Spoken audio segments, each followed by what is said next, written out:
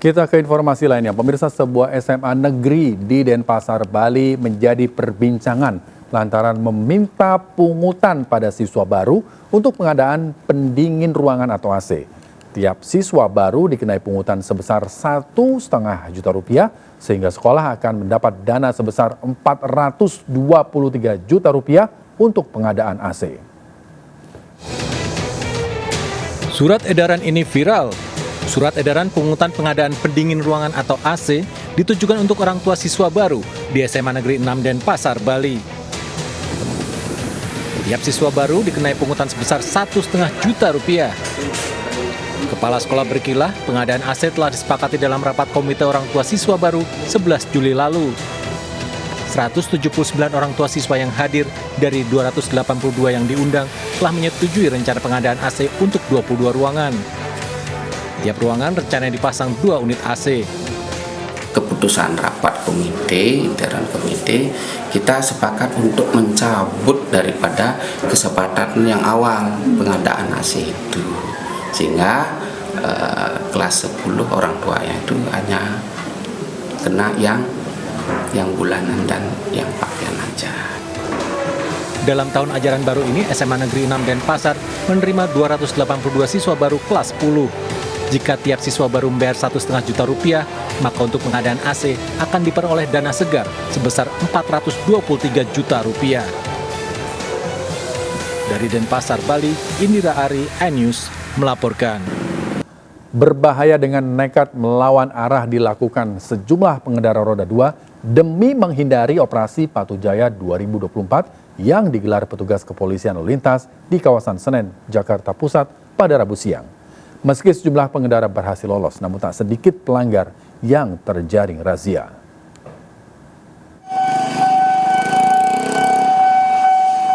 Inilah aksi nekat para pengendara roda 2 saat menghindari operasi Patu Jaya 2024 yang digelar petugas kepolisian lalu lintas di kawasan Senen, Jakarta Pusat, Rabu siang. Demi menghindari razia, sejumlah pengendara yang tidak mengenakan helm langsung memutar arah dan masuk ke gang permukiman warga tanpa memikirkan keselamatan diri dan pengendara lain. Bahkan banyak pengendara yang nekat melawan arah di perlintasan kereta api. Meski sejumlah pengendara berhasil lolos, namun tak sedikit pelanggar yang dikenakan sanksi. Meski mengedepankan edukasi bagi para pengendara yang melakukan pelanggaran lalu lintas, namun petugas tidak mentolerir sejumlah pengendara yang nekat melawan arah. Kami memberikan edukasi berupa himbauan kepada pengendara yang melanggar sehingga tetap patuh dalam berlalu lintas. Seperti itu. Operasi Patu Jaya sendiri akan terus digelar hingga akhir Juli mendatang dengan tujuan dapat menegakkan ketertiban berlalu lintas yang kerap berpotensi terjadinya kecelakaan. Dari Jakarta Pusat, Rani Sanjaya melaporkan. Mengunjungi tempat wisata di akhir pekan untuk melepas penat akan lebih berkesan jika sambil bersepeda. Tidak hanya menikmati keindahan, namun bisa sekaligus berolahraga.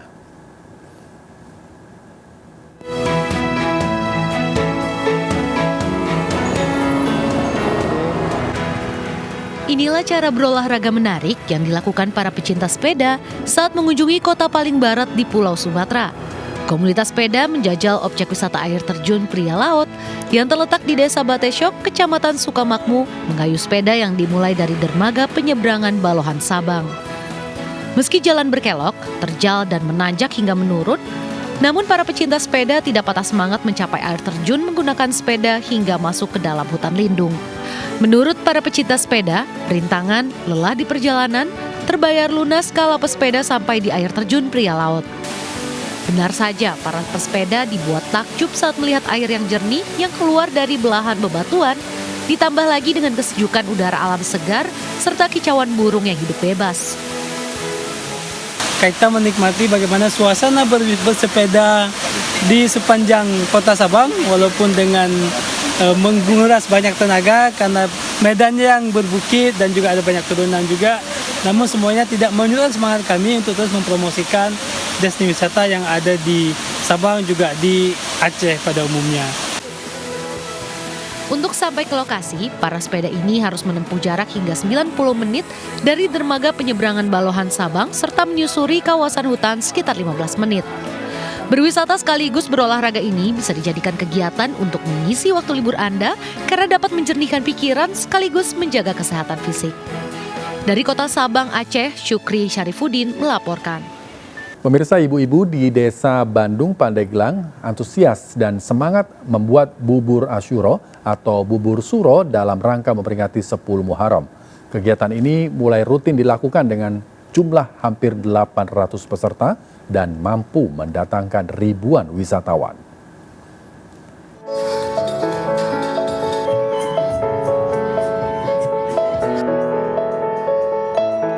Guna mempertahankan tradisi, warga Desa Bandung, Kecamatan Banjar, Pandeglang, Banten, menggelar gebyar membuat bubur Asyura. Bubur ini juga dikenal dengan bubur suro yang biasanya disajikan saat memasuki Tahun Baru Islam atau tanggal 10 Muharram. Tak jarang warga membuatnya dalam jumlah banyak dan membagikan ke tetangga atau kerabat dekat. Sebanyak 800 orang peserta yang mayoritas ibu-ibu tampak sangat antusias mengikuti festival bubur suro yang digelar setiap tahunnya. Selain untuk tetap mempertahankan tradisi, Festival Bubur Suro juga sebagai upaya memberi edukasi kepada generasi muda untuk tetap melestarikan budaya ini.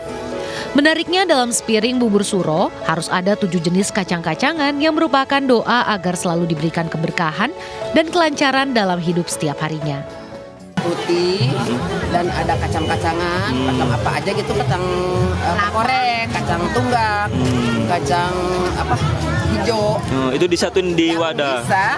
Bisa. Bawang goreng, terus kelapa, pakai ayam gitu. Menurut kepercayaan warga, tradisi bubur Asyura atau bubur suro ini merupakan tradisi yang diangkat dari kisah Nabi Nuh yang dahulu terdampak banjir besar, sehingga stok makanan yang ada di kapal dibuat menjadi bubur. Masyarakat Desa Bandung selalu melaksanakan kegiatan ngabubur ini setiap 1 tahun sekali yang dilaksanakan pada 10 Muharram, bulan berjalan. Namun 2 tahun belakangan ini, dari tadinya masyarakat hanya membuat bubur secara biasa di kelompoknya masing-masing, tapi 2 tahun terakhir ini kami melakukan ini dengan gebyar. Ya, peserta kegiatan sampai 800 orang dan pengunjung, wisatawan dan lain sebagainya ini sampai ribuan orang tentunya.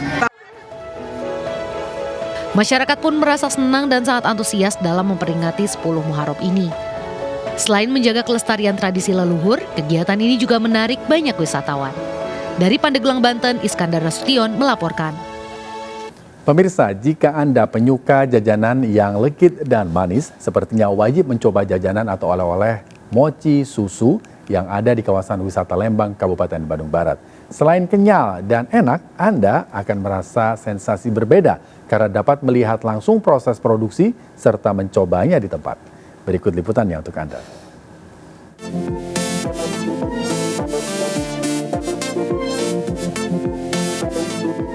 Memiliki tekstur yang kenyal dengan beragam warna dan varian rasa, inilah si manis mochi yang legit.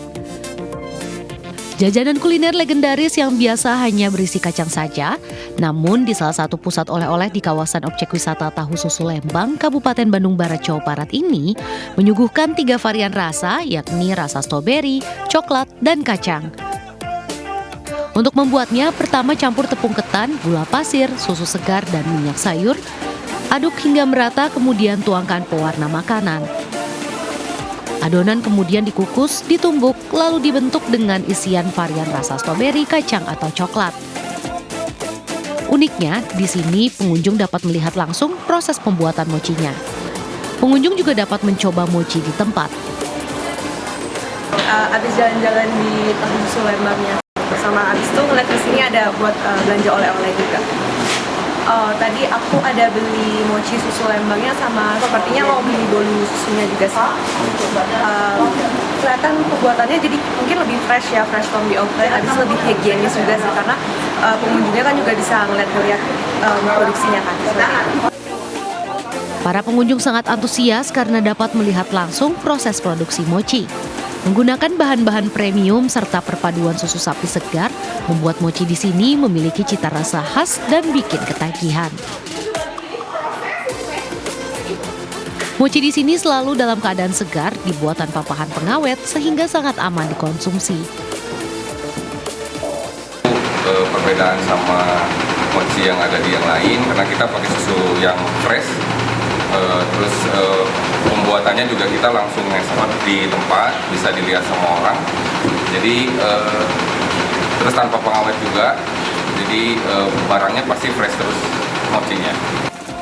Satu kemasan berisi 9 mochi dengan 3 varian rasa dijual seharga Rp45.000. Nah, bagi Anda yang kebetulan sedang berjalan-jalan di kawasan Lembang, tidak ada salahnya untuk mencoba jajanan dengan sensasi berbeda ini atau membawanya untuk dijadikan oleh-oleh. Dari Bandung Barat, Jawa Barat, Yuwono Wahyu melaporkan. Kemenparekraf mendorong para santri dan mahasiswa di Jawa Timur untuk mengembangkan diri sesuai bakat dan minat masing-masing dengan memanfaatkan dunia digital. Digitalisasi juga dapat digunakan untuk memperluas pasar produk-produk UMKM. Ribuan santri Pondok Pesantren Komarudin Gresik, Jawa Timur antusias mengikuti Santri Digitalpreneur 2024 yang digelar Kementerian Pariwisata dan Ekonomi Kreatif. Menparekraf Sandiaga Uno yang hadir secara daring mendorong para santri untuk menciptakan konten-konten yang unik, menarik dan bermanfaat sebagai media untuk mempromosikan potensi produk UMKM yang ada di lingkungan pesantren.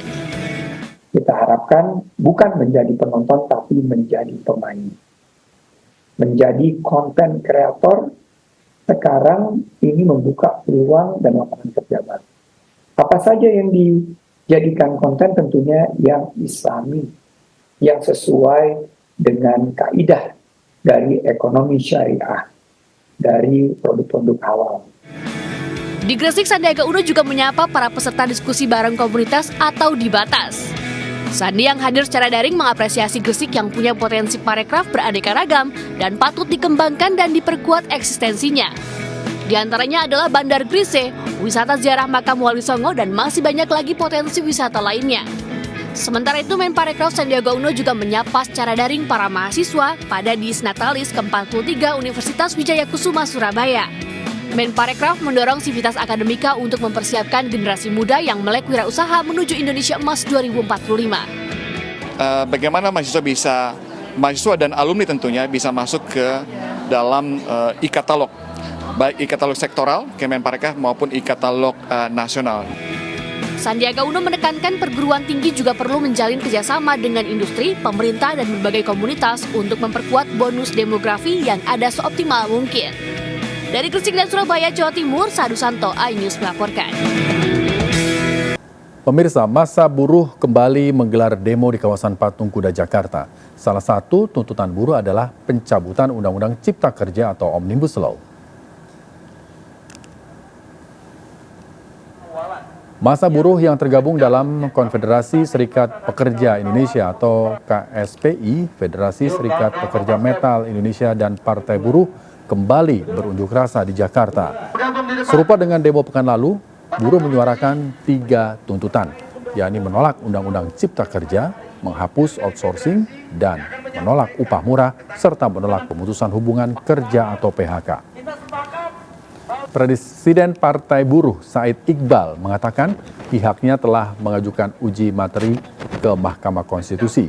Alasan utamanya adalah konsep upah minimum yang kembali pada upah murah.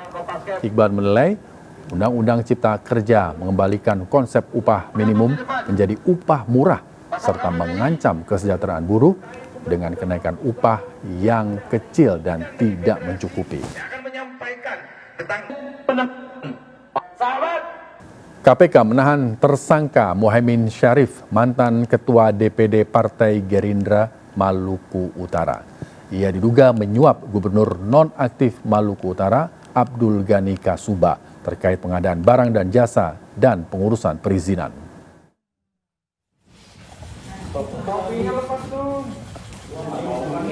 Komisi Pemberantasan Korupsi atau KPK menangkap Muhaimin Syarif, mantan Ketua DPD Partai Gerindra Maluku Utara, terkait kasus korupsi yang menjerat Gubernur Maluku Utara periode 2019-2024 Abdul Ghani Kasuba. Muhaimin Syarif ditahan setelah diperiksa pada Selasa malam. KPK menahan Muhaimin untuk 20 hari ke depan di Rutan Salemba Cabang KPK hingga 5 Agustus mendatang. Penangkapan Muhaimin dilakukan setelah permohonan pra-peradilan yang diajukannya ditolak oleh Pengadilan Negeri Jakarta Selatan pada Selasa sore. Muhaimin diduga sebagai pemberi suap terkait pengadaan barang dan jasa kepada Abdul Ghani Kasuba. Ia diduga telah memberikan uang sebesar 7 miliar rupiah kepada kepala daerah tersebut. Total ada 4 proyek yang diterima Muhaimin hasil dari suap tersebut.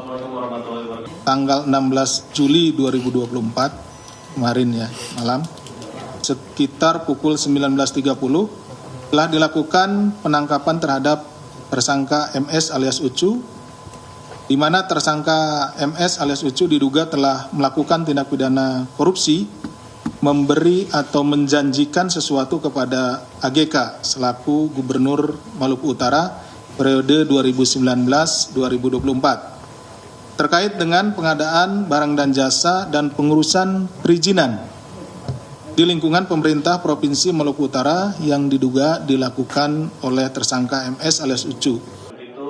Sebelumnya, Muhaimin Syarif telah ditetapkan sebagai tersangka pemberi suap oleh KPK terkait pengembangan kasus suap dan gratifikasi yang menjerat Abdul Ghani Kasuba. Muhaimin sendiri sudah 2 kali diperiksa KPK, yakni pada Januari dan Februari lalu. Kediaman Muhaimin di kawasan Tangerang, Banten bahkan sudah digeledah oleh KPK. Muhaimin kemudian mengajukan pra-peradilan, namun ditolak oleh Pengadilan Negeri Jakarta Selatan. Abdul Ghani Kasuba sendiri saat ini merupakan tersangka tindak pidana pencucian uang sebesar 102 miliar rupiah.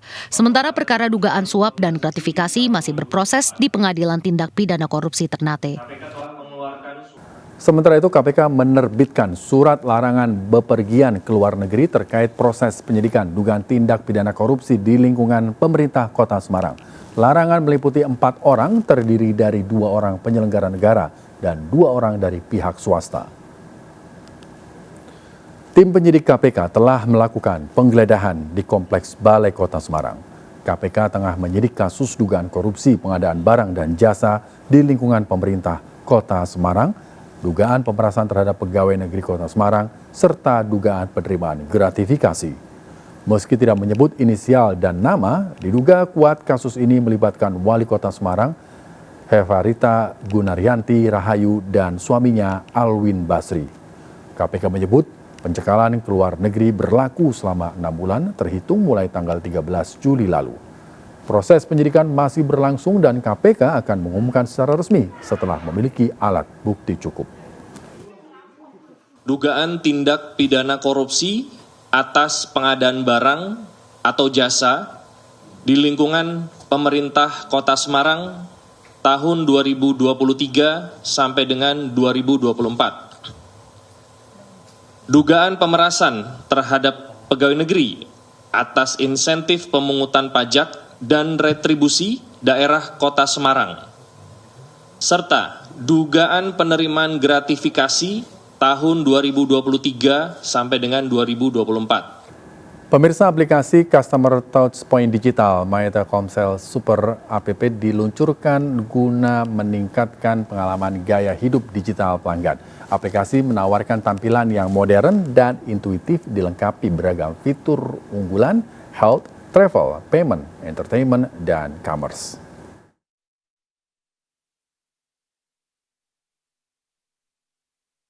Sebagai penyedia layanan telekomunikasi digital terdepan di Indonesia, Telkomsel memberikan pelayanan terbaik kepada pelanggan dengan meluncurkan My Telkomsel Super App bertepatan dengan Telkomsel Awards 2024.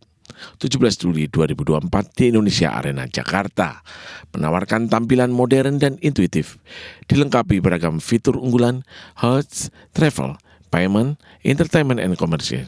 Tampilan lebih fresh, clean, and futuristik. Pengguna disuguhkan antar muka modern dan intuitif, merasakan pengalaman seamless dan nyaman. Gunakan aplikasi desain lebih bersih dan minimalis, navigasi lebih mudah dan efisien.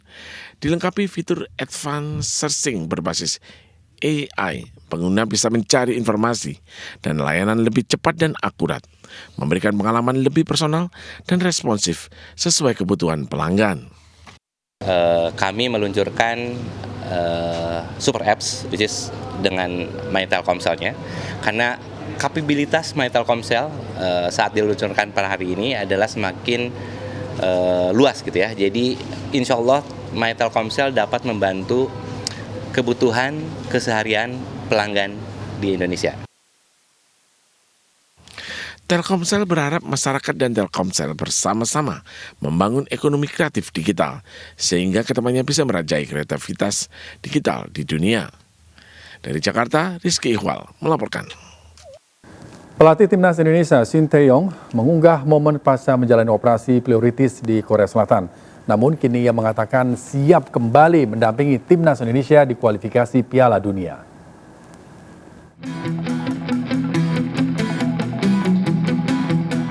Pelatih Timnas Indonesia, Shin Tae-yong, mengunggah momen dirinya setelah menjalani operasi pleuritis atau peradangan selaput paru. Ia meninggalkan Indonesia menuju Korea Selatan pada 14 Juni lalu. Operasi dilakukan pada 17 Juni 2024 di rumah sakit di Korea Selatan selama 6 jam. Shin Tae-yong juga memperlihatkan foto dirinya selepas operasi dengan bekas luka di rusuk kiri. Kini, setelah 1 bulan usai operasi, Shin Tae-yong menyatakan dirinya telah pulih dan akan segera kembali ke Indonesia untuk menjalankan tugasnya sebagai juru taktik. Shin Tae-yong pun menegaskan dirinya siap mendampingi Timnas Indonesia bersaing di ronde ketiga Piala Dunia 2026 zona Asia. Indonesia tergabung di grup C pada ronde 3 bersama Jepang, Arab Saudi, Australia, Bahrain, dan Cina. Timnas Indonesia akan mengawali perjalanan pada babak ini dengan bertandang ke markas Arab Saudi pada 5 September mendatang. Kontrak Shin Tae-yong dengan PSSI untuk Indonesia sudah disepakati hingga 2027.